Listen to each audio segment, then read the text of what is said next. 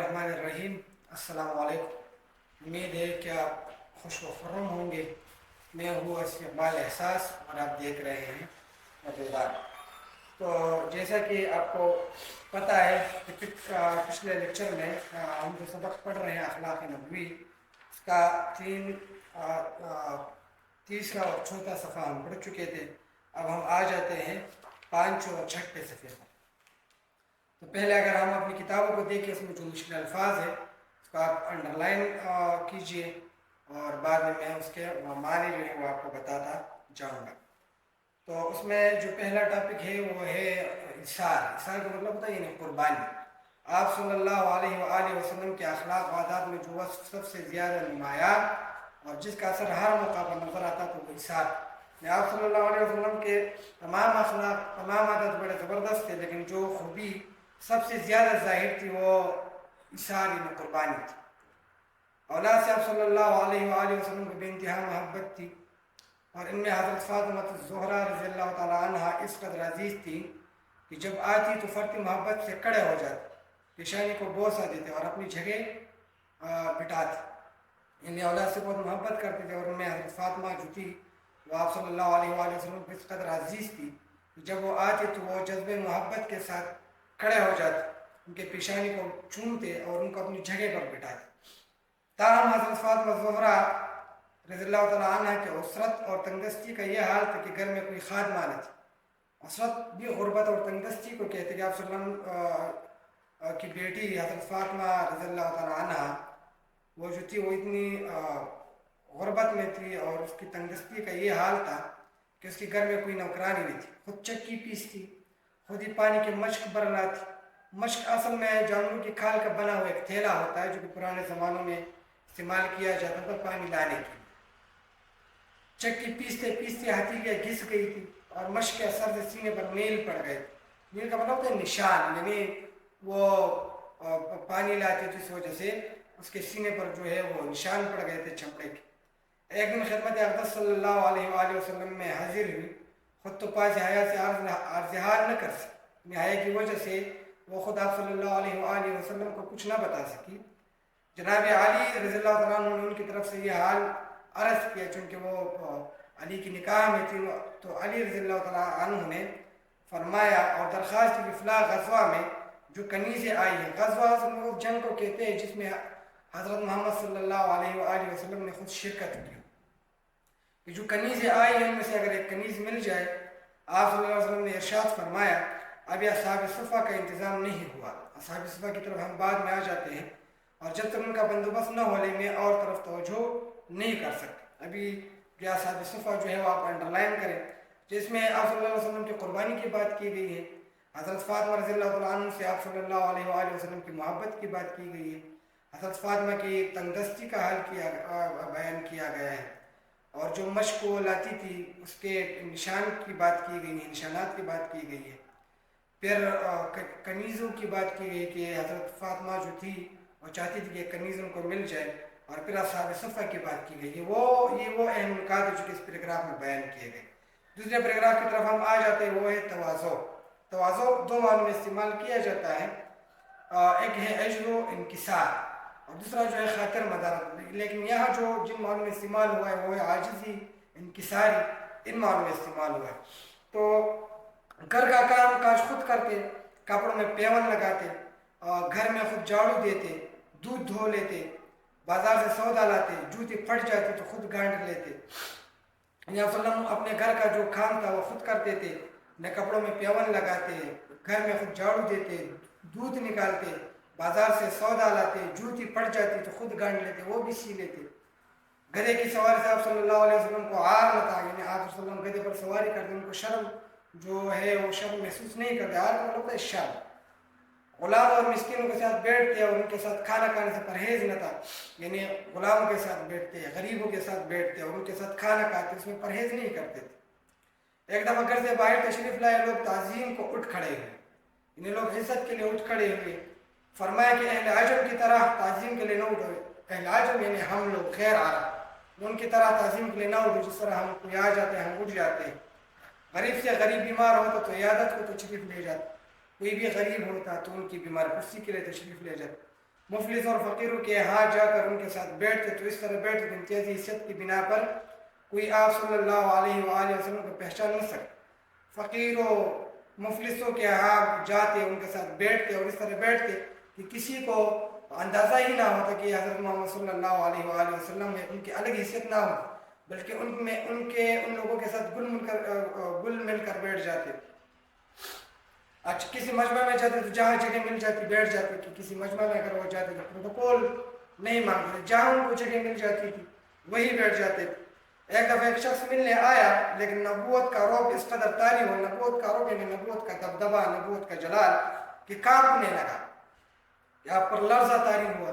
آپ صلی اللہ علیہ وسلم نے فرمایا گھبراؤ نہیں، میں بادشاہ نہیں، ایک قریشی عورت کا بیٹا ہوں جو سو کا گوشت پکا کر کھایا کرتی۔ اس نقطہ کو بھی انڈر لائن کیجئے، آخر میں اس کی طرف آ جاتے کہ اس بات کا کیا مطلب ہے، اس کو یہاں یہ بات کیوں کی گئی ہے۔ دوسرے پیج کی طرف آ جائے،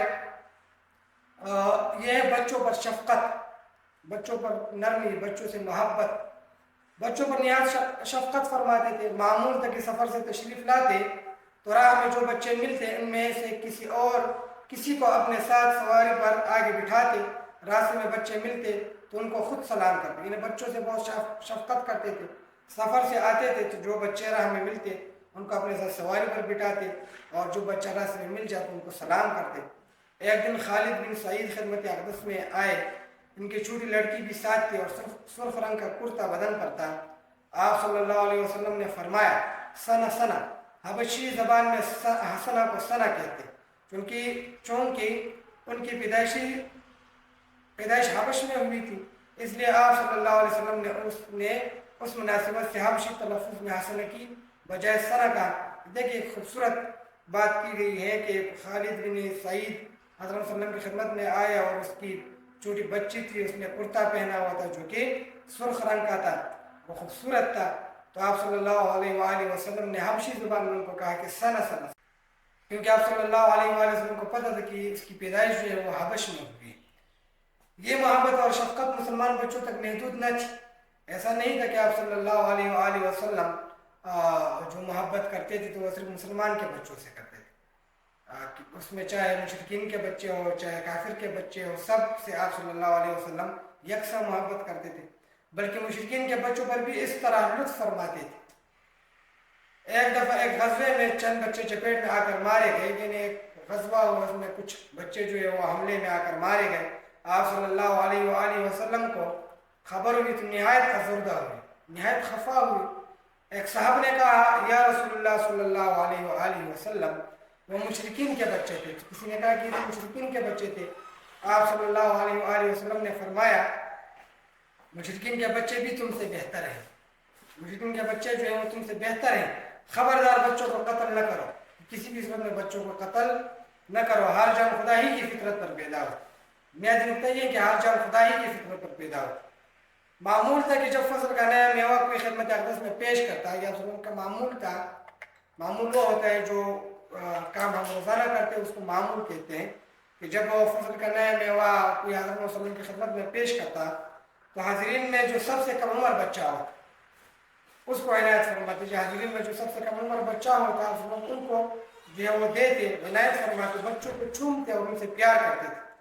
ایک دفعہ آپ صلی اللہ علیہ وآلہ وسلم اس طرح بچوں کو پیار کر رہے تھے کہ ایک بدوی آیا، بدوی وہ ہوتا ہے جو صحرا عرب سے آیا ہوتا ہے، یعنی عرب اندرون عرب کا رہنے والا نہیں بلکہ صحرا سے آتا ہے آیا ہو۔ اس نے کہا تم لوگ بچوں کو پیار کرتے ہو، میرے 10 بچے ہیں مگر اب تک میں نے کسی کو پیار نہیں کیا۔ اس نے کہا کہ آپ بچوں کو پیار کرتے ہیں اور میرے 10 بچے ہیں، ابھی تک جو ہے میں نے اپنے بچوں کو پیار نہیں کیا۔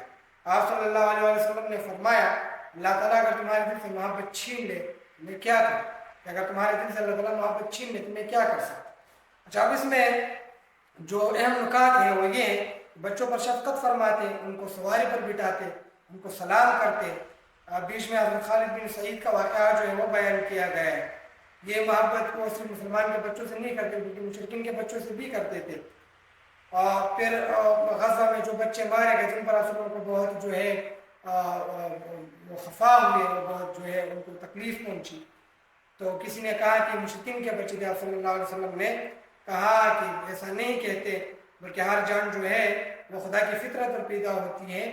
مشرکین کے بچے جو تھے وہ تم سے بہتر ہیں. معمول تھا کہ جب نئے فصل کا نیا میوہ کوئی حضرت محمد صلی اللہ علیہ وسلم کی خدمت میں پیش کرتے تو جو سب سے کم عمر بچہ ہوتا ان کو عنایت کرتے, بچوں کو چومتے, ان سے پیار کرتے. ایک دفعہ ایک بدوی جو ہے وہ آیا, اس نے صلی اللہ علیہ وسلم کو کہا کہ میرے 10 بچے ہیں لیکن ابھی تک میں نے ان میں سے کسی سے محبت نہیں کی, پیار نہیں کیا. تو آپ صلی اللہ علیہ وسلم نے فرمایا اگر اللہ تمہارے دل سے محبت چھین لے تو میں کیا کر سکتا ہوں. اچھا, اب وہ الفاظ معنوں کی طرف آ جاتے ہیں اور اس کے بعد جو میں نے آپ کو کہا تھا کہ کچھ ضروری نکات ہیں وہ آپ انڈر لائن کریں تو اس کو بھی ڈسکس کرتے ہیں. تو جو سبق کا عنوان ہے وہ اخلاق نبی صلی اللہ علیہ وسلم ہے. جو صفحہ ہے وہ 5 تا 6 صفحہ جو ہے اس سے میں نے نکات اور اس کے الفاظ معنی جو ہے وہ میں نے لکھ لیے ہیں. اصرار کا مطلب ہے قربانی, بس کے معنی ہوتے ہیں خوبی, فرق محبت یعنی جذبہ محبت, مشق جانوروں کی کھال کا بنا ہوا تیرا, یعنی پرانے زمانوں میں تو یہ جدید چیزیں نہیں تھی تو جانوروں کی کھال سے جو ہے وہ چیز بنائی جاتی جس میں پانی جو ہلایا جاتا ہے جس کو مشق کہتے ہیں. اچھا, نیل کا مطلب ہے نشان, پاس ہے یعنی حیا کی وجہ سے, تواضع یعنی جو انکساری, میں آپ کو بتا چکا ہوں کہ تواضع جو ہے وہ مہمان نوازی کے معنوں میں بھی استعمال کیا جاتا ہے لیکن یہاں جو ہے عاجزی اور انکساری کے معنوں میں جو ہے اس کو استعمال کیا گیا.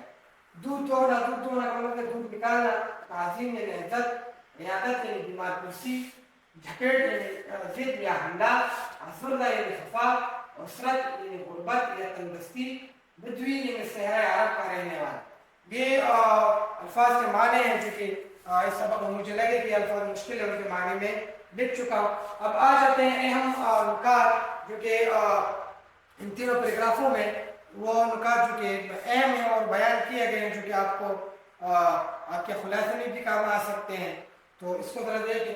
قربانی کا جذبہ جو پہلا پیراگراف عیسیٰ, اس میں آپ حضرت محمد صلی اللہ علیہ وسلم کے قربانی کے جذبے کے حوالے سے بات کی گئی. حضرت فاطمہ الزہرا سے محبت, یہ بھی پہلا پیراگراف ہے کہ حضرت فاطمہ جب آتی تو آپ صلی اللہ علیہ وسلم جو ہے جذبہ محبت سے کھڑے ہو جاتے, ان کا ماتھا چھومتے اور ان کو اپنی جگہ پر بٹھاتے. اصحاب صفہ کا انتظار. اب اصحاب صفہ جو ہے وہ کون تھے؟ اصحاب صفہ جو ہے کون لوگ تھے؟ تو زیادہ تر مہاجرین مکہ تھے اور غربت کی زندگی بسر کرتے تھے. مسجد نبوی کے کنارے پر ایک چبوترا تھا جس پر کھجور کی پتیوں سے چھت بنا دی گئی تھی, اسی کا نام صفہ. یعنی یہ مہاجرین مکہ تھے اور یہ جو ہے وہ لوگ تھے جو کہ غربت کی زندگی گزار رہے تھے اور مسجد نبوی کے ساتھ ایک چبوترا تھا جس پر کھجور کے پتیوں سے چھت ڈالا گیا تھا اور اس کا نام صفہ تھا. تو یہی اصحاب صفہ ہے. تو چونکہ حضرت عائشہ رضی اللہ عنہ, حضرت فاطمہ رضی اللہ تعالیٰ عنہ نے کہا کہ مجھے قمیص کی ضرورت ہے تو آپ صلی اللہ علیہ وسلم نے فرمایا ابھی تک جو ہے اصحاب صفہ کا انتظام نہیں ہوا ہے. تو یہ وہ اصحاب صفہ جو ہے یہ لوگ. اچھا, پھر اس کے بعد جو ایک اہم نقطہ ہے وہ یہ تھا کہ میں ایک قریشی عورت کا بیٹا ہوں جو کہ سوکھا گوشت کھاتی تھی. اس سے کیا مراد ہے؟ اس سے مراد یہ ہے کہ میں ایک عام انسان, حضرت صلی اللہ علیہ وسلم کوئی امتیازی حیثیت اختیار نہیں کرتے تھے.